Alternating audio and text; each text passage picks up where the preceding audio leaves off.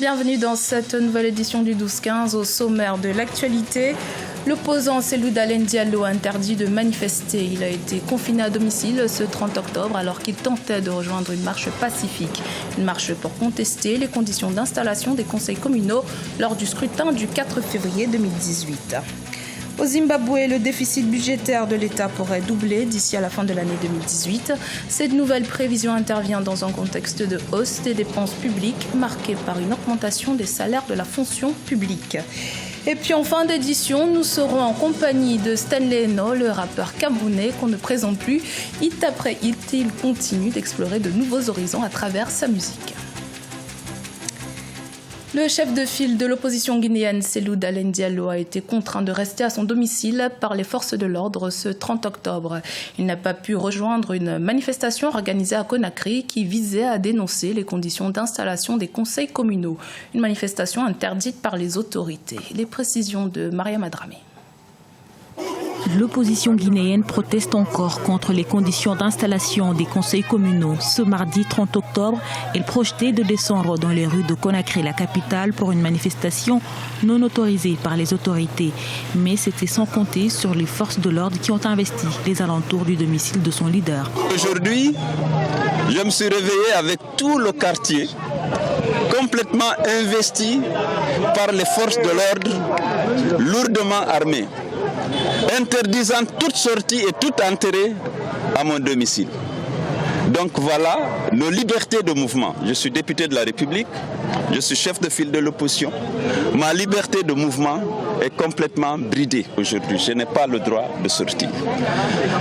Les manifestations sont autorisées par la Constitution de la République, mais Alpha, il s'en fout de la Constitution. Il est en train de préparer son 3e mandat. Et il a dit, c'est pas par le dialogue, c'est pas par les accords qu'il va y arriver, c'est par la force. Les manifestations antigouvernementales devenues fréquentes dans le pays ont coûté la vie à au moins 18 personnes de plus. Elles paralysent les commerces et les activités quotidiennes des populations. C'est vraiment déplorable parce que ça fait pratiquement combien de temps aujourd'hui c'est ville morte, demain c'est la marche, les enfants ne vont pas à l'école et les activités sont vraiment en baisse. Et avec ça, les institutions ne sont pas sûres et ils ne sont même pas rassurés d'investir en Guinée. Là, par exemple, moi j'ai été en ville hier et aujourd'hui encore je suis passée. Mais à partir de Dixine, il faut reconnaître que la ville est totalement morte parce que toutes les boutiques sont fermées. Le climat social reste tendu ces derniers temps en Guinée, en cause d'une part la grève des enseignants qui réclament un salaire de 8 millions de francs guinéens et d'autre part la contestation des conditions d'installation des conseils communaux issus du scrutin du 4 février 2018. Le déficit budgétaire du Zimbabwe devrait se creuser à 11,1% d'ici à la fin de l'année 2018, soit plus du double des 5% prévus initialement. Cette nouvelle prévision intervient dans un contexte de hausse des dépenses publiques marquée par une augmentation des salaires des fonctionnaires. Les précisions de Mariam Adramé. Le déficit du budget au titre de 2018 se précise un peu plus au Zimbabwe à 2 mois de la fin de l'année 2018, alors que les autorités avaient tablé sur une prévision de 5%. Elles s'attendent désormais à un déficit de 11,1% du PIB. En cause, la lourde charge des dépenses publiques dans un contexte économique difficile. Il va quand même falloir mettre un petit peu d'ordre dans l'économie zimbabwéenne. Il va falloir avoir un cadre budgétaire clair, donner beaucoup de visibilité non seulement aujourd'hui aux principaux créanciers de l'économie zimbabwéenne, mais aussi aux investisseurs, parce qu'en fait, in fine, il n'y a que les investisseurs qui peuvent remettre la machine en marche. L'économie est exsangue et donc il faut faire démarrer l'économie zimbabwéenne et l'économie zimbabwéenne a besoin d'argent frais. Avec une dette nationale estimée à 16,9 milliards de dollars, dont 9,5 milliards de dette intérieure et 7,4 milliards de dette extérieure, l'économie du Zimbabwe n'est pas au mieux de sa forme depuis près de 4 ans. De plus, les populations doivent actuellement faire face à une grave pénurie de devises qui en favorise le trafic illicite. Il y a un grave déficit de dollars. Pourquoi ? Parce qu'aujourd'hui, l'économie zimbabwéenne fonctionne avec une monnaie étrangère. Depuis 2009, suite à avec une invraisemblable inflation, le Zimbabwe a abandonné sa monnaie au profit du billet vert. Elle a essayé à un moment donné de mettre des bons, mais ces bons n'ont pas été acceptés par les institutions de paiement. Donc aujourd'hui, le Zimbabwe doit, ipso facto, remettre en marche son économie, ces différentes valeurs pour pouvoir adosser son économie à une monnaie nationale. Le gouvernement prévoit de dévoiler son budget 2019 au mois de novembre, budget qui sera très attendu au niveau de la maîtrise de ses dépenses. Pour la même année, les autorités tablent sur une hausse des recettes publiques à 6,4 milliards de dollars contre une prévision de 5,7 milliards de dollars pour cette année. En Égypte, une organisation caritative basée à Alexandrie collecte des vêtements et des objets appartenant à des habitants pour les restaurer et les revendre. Les bénéfices sont ensuite distribués aux familles dans le besoin. Ce concept devrait être développé dans plusieurs villes du pays pour venir en aide à des millions d'Égyptiens dans le besoin. Sharon Kamara. Dans la ville côtière d'Alexandrie, en Égypte, un organisme vient en aide aux personnes démunies. Il s'agit d'une boutique en plein centre-ville qui récupère des vêtements usagés, les remet en état afin de les proposer à la vente à des prix accessibles aux plus modestes. Les bénéfices des ventes sont ensuite distribués aux familles dans le besoin. Il y a tellement de gens dans le besoin, pourquoi ne pas donner les vêtements dont je n'ai plus besoin quand je voyage, surtout que les tendances changent. Nos maisons sont remplies d'objets que nous n'utilisons même plus, des tasses, des casseroles, des cuillères. Alors pourquoi ne pas aider les personnes dans le besoin?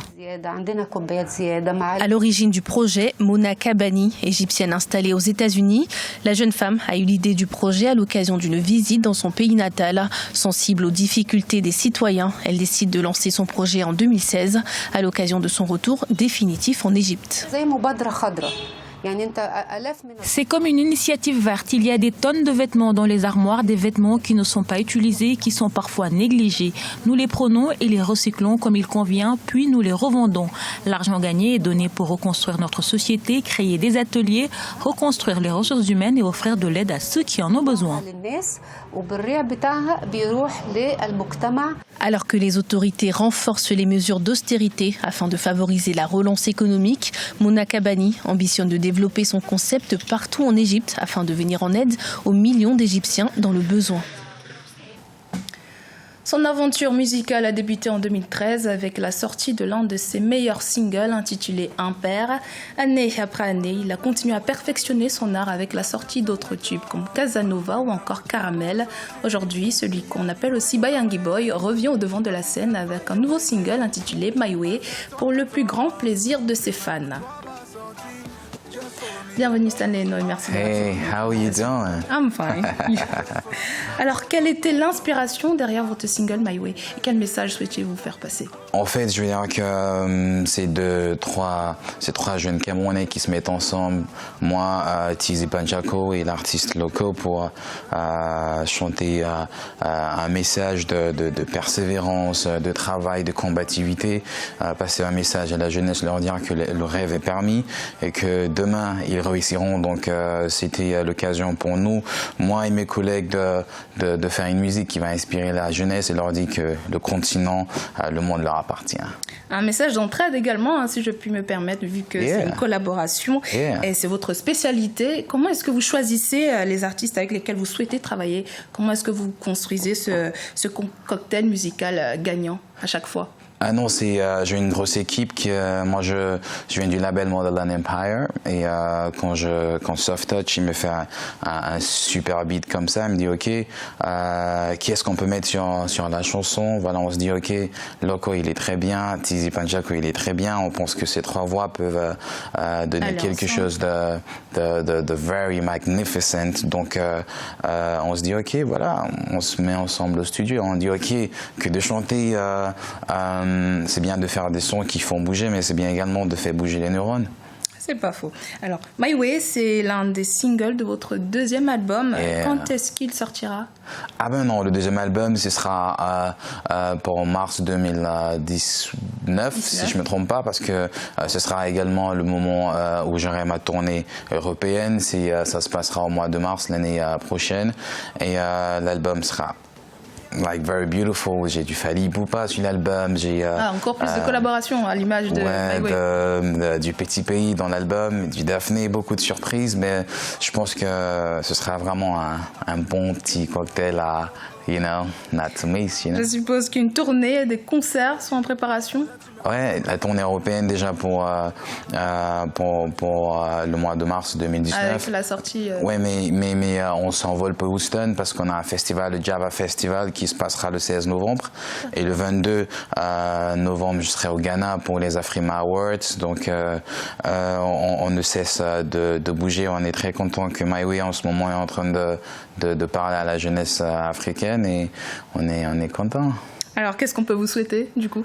Beaucoup d'argent pour que je puisse également l'utiliser pour le mettre dans ma fondation Stanley No pour venir en aide aux enfants. Ouais. Alors, merci beaucoup, Stanley, d'avoir répondu. Thank you so much. On vous souhaite bonne chance pour votre projet, votre deuxième album. Keep finding your way. C'était le journal de la rédaction. Merci de votre fidélité. Dans un instant, une nouvelle édition de l'actualité sur Africa 24.